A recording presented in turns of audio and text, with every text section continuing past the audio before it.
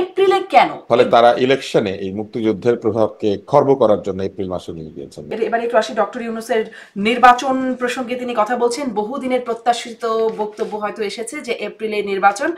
আম, গণমাধ্যমে অনেকেই বিশ্লেষণ করছেন এরকম যে এপ্রিল ফুল বানাতে চান কিনা ডক্টর ইউনূস। আপনার বিশ্লেষণ জানতে চাই যে এপ্রিলে কেন, এই ব্যাখ্যাটা কি? বিএনপি বলছে এই ব্যাখ্যাটা বিএনপি পায় না, এই ব্যাখ্যাটা কি কোনোভাবে আপনারা পাচ্ছেন যে আসলে? এপ্রিলে নির্বাচন কেন আমি আপনাকে একটু বলি। হ্যাঁ। এপ- এপ্রিলে নির্বাচন এই জন্য যে ডিসেম্বর হচ্ছে বাংলাদেশের বাঙালি জাতির ইতিহাসের একটি গুরুত্বপূর্ণ মাস। ডিসেম্বর মাসে 14ই ডিসেম্বর, 16ই ডিসেম্বর আছে, এবং ফেব্রুয়ারি মাসে 21শে ফেব্রুয়ারি আছে। ফলে এই তো স্বাভাবিক, এটা মানুষের মনে আছে, কিন্তু এই মাসগুলিতে এটি আরো প্রবল হয়ে দেখা দেয়। মার্চ মাসও বাঙালি জাতির জীবন অত্যন্ত গুরুত্বপূর্ণ একটি মাস। এখানে 7ই মার্চ, 25শে মার্চ, 26শে মার্চ আছে। ফলে বাঙালি জাতির সংগ্রামের শুরু মার্চ মাসে। ফলে ডিসেম্বর, ফেব্রুয়ারি এবং মার্চে তারা ইলেকশন করছেন না, তারা এপ্রিল মাসে ইলেকশন করছেন, যাতে এই মুক্তিযুদ্ধের আবেগ, মুক্তিযুদ্ধের চেতনা, মুক্তিযুদ্ধের স্মৃতি সারা মাসে এমনিতেই কিন্তু মানুষ মনে করে এই মাসগুলিতে। ফলে তারা ইলেকশনে এই মুক্তিযুদ্ধের প্রভাবকে খর্ব করার জন্য এপ্রিল মাসে নিয়ে গিয়েছেন নির্বাচনটা। এবং একই সঙ্গে আসিফ নজরুল এটাও বলেছেন যে জানুয়ারি মাসের পরে এপ্রিলে তারা নিয়ে গিয়েছেন যাতে আরো বেশি পরিমাণে তরুণরা ভোট দিতে পারে।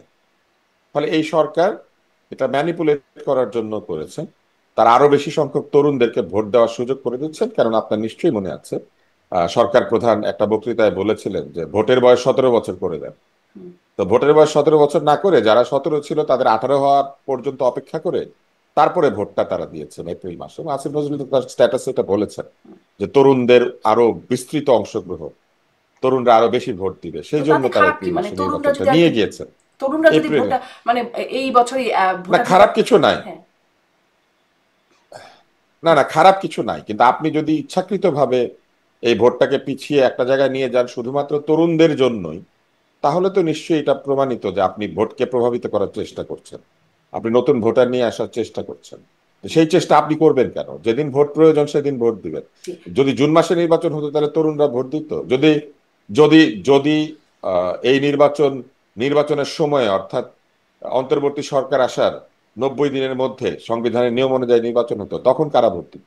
তারা তো ইচ্ছাকৃতভাবে ক্ষমতায় থেকে সংস্কারের কথা বলে তারপরে এপ্রিল মাসে এটা নিয়ে গেছেন। এপ্রিল মাসে এটা নেওয়ার কারণ, যাই থাকুক না কেন, এপ্রিল মাস কিন্তু ভোটের জন্য খুব একটা ভালো মাস না। কারণ এপ্রিল মাসে আগে আহ, রমজান আছে, এবং রমজান মাসে মানুষজন অনেক বেশি মাত্রায় তাদের ধর্মকর্মে জড়িত থাকেন।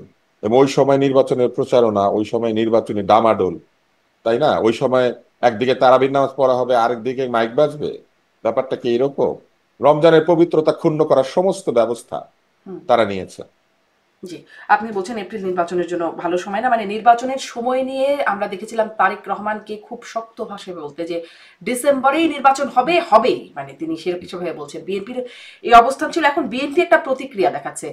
আপনার কি মনে হয় বিএনপির এই প্রতিক্রিয়াটা খুব, মানে তারা কি আসলে এই অবস্থায় যে ডিসেম্বরেই হতেই হবে, এপ্রিলে হলে মানবে না? এটা কি আসলে তাদের অবস্থা? এটা এটা যারা বিএনপি করেন তারা ভালো বলতে পারবেন, কিন্তু বিএনপি এই চাপটা দিয়েছে, বিএনপির চাপটা দেওয়ার পেছনে যথেষ্ট যুক্তি আছে। বিএনপি কিন্তু এটা বলে নাই তরুণদের ভোট করা যাবে না, বরং বিএনপি কিন্তু এটা বলেছে যে যদি 1লা জানুয়ারির পরে ভোট নিয়ে যেতেই হয় তাহলে কেন 7ই জানুয়ারি না, 8ই জানুয়ারি না, 15ই জানুয়ারি না, কেন এপ্রিল মাস, কেন রমজানের পরে, তাই না? ফলে এই এই জিনিসটা তো আসলে বিএনপি বলতেই পারে, এবং সেটা বলাটাই স্বাভাবিক। আমাদের জন্য বেশি ভোটার টার্ন আউটের টাইম হচ্ছে শীতকাল। অনেক ভোট দিতে লোকে আসে শীতে, কারণ শীতে বৃষ্টি থাকে না, শীতে আবহাওয়াটা অনুকূল থাকে। আহ শীতে এক ধরনের আরামদায়ক পরিস্থিতিতে মানুষ ভোটের লাইনে দাঁড়ায়।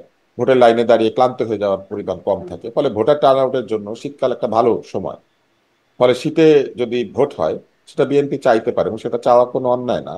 এবং গত নির্বাচনগুলি সবই কিন্তু শীতকালে হয়েছে, জি। সেটা ভুয়া হোক আর আপনি যাই যে হোক, বলছিলেন আসলে নির্বাচন তো শীতকালে হচ্ছে। ডিসেম্বরের মাহাত্ম্য, ফেব্রুয়ারি, মার্চের একটা বিশেষ মাহাত্ম্যপূর্ণ মাস। আমাদের স্বাধীনতা মুক্তিযুদ্ধের সাথে এগুলোর একটা সম্পৃক্ততা আছে, এই মাসগুলোর বিশেষ মাহাত্ম্যপূর্ণ মাস। আমরা দেখেছিলাম জামায়াতে ইসলামের আমির তিনি বলেছিলেন সবশেষ যে কোনোভাবেই এপ্রিলের পরে যাওয়া উচিত হবে না নির্বাচনটা। মানে তার কথাকে বিশেষ প্রাধান্য দেওয়া হলো কি এখানে নির্বাচনের তো সময় জানি না, নির্ধারণে? এটা ওনারা ভালো বলতে পারবেন।